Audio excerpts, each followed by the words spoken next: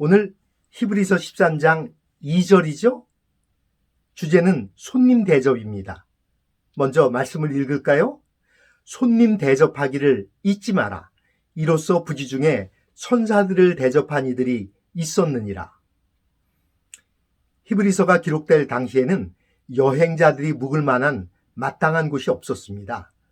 아는 사람이 없는 낯선 지역, 여관도 흔치 않았던 곳에서 나그네들은 범죄자나 도망자로 여겨질 정도였습니다. 그런 상황에서 집주인의 호의는 나그네들에게 생명줄과도 같은 것이었습니다. 더군다나 그 당시는 예수 믿는다는 이유 때문에 핍박당하며 쫓기는 자들이 많았습니다. 인생의 나그네로 또 믿음의 나그네로 정처 없던 그들에게 꼭 필요한 것이 바로 잠시라도 쉴 곳과 한 끼라도 먹을 것과 고달픈 삶의 위로였습니다. 오늘 말씀은 그런 사람들을 대접하는 것을 잊지 말라고 말합니다. 그러면서 히브리인들이 가장 존경하던 믿음의 조상 아브라함의 실제 경험을 말합니다. 어느 날 한낮 가장 무더운 시간에 아브라함이 자기 천막 문 어귀에 앉아 있습니다. 눈을 들어보니 웬 낯선 사람들이 오고 있는 겁니다. 그는 즉시 뛰어나가서 맞습니다. 그러면서 손님들 괜찮으시다면 저희 집을 그냥 지나치지 마시죠. 물로 발을 씻으시고 떡을 가져올 테니 잡수시고 피곤을 푸신 후에 길을 떠나십시오. 하고는 아내 사라에게 떡을 만들라고 말합니다. 그리고 종에게 요리하라고 말합니다. 그 손님들이 음식을 먹은 후 그들은 자식이 없던 아브라함에게 약속합니다. 내년에 당신 아내에게 아들이 있을 것이요. 그래서 태어난 아들이 이삭입니다. 아브라함이 대접한 사람들은 하나님의 천사들이었던 것입니다. 사실은 아브라함이 손님 대접에 실패할 수도 있었습니다. 몇 가지 가능성을 살펴볼까요? 첫 번째는 18장 1절.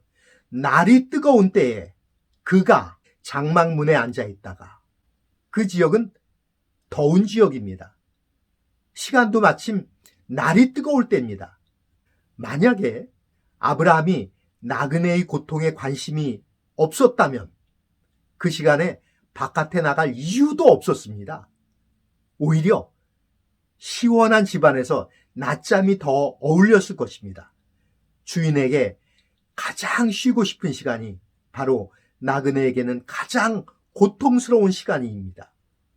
두 번째는 18장 2절입니다. 눈을 들어본즉 사람 셋이 맞은편에 서 있는지라.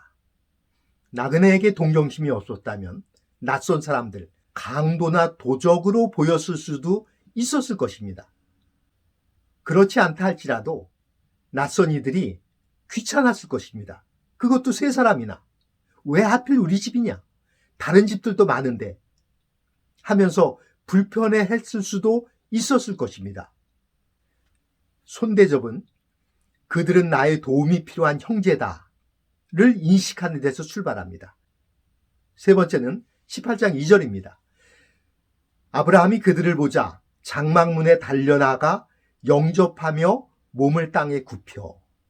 손대접의 마음이 없었다면 적당히 욕먹지 않을 정도로 의례적인 행동으로 그저 지나가는 말로 한마디 던졌을 것입니다. 식사나 하고 가시죠. 그런데 지나가는 말로 하는 손님 대접은 손님으로 지나가게 합니다. 네 번째는 18장 6절부터 7절입니다. 사라에게 이르되 속히 고운 가루 세스알을 가져다가 반죽하여 떡을 만들라. 그리고 기름지고 좋은 송아지를 잡아 하인에게 주니 그가 급히 요리한지라.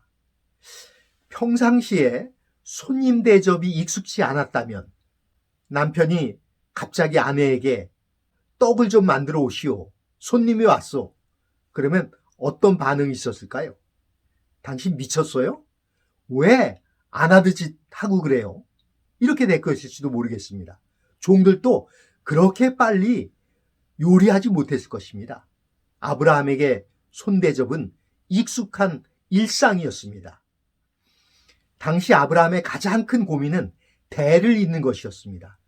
오죽하면 16장에 기록된 대로 자기 아내의 종 하갈을 통해서 대를 이으려고 했을까요?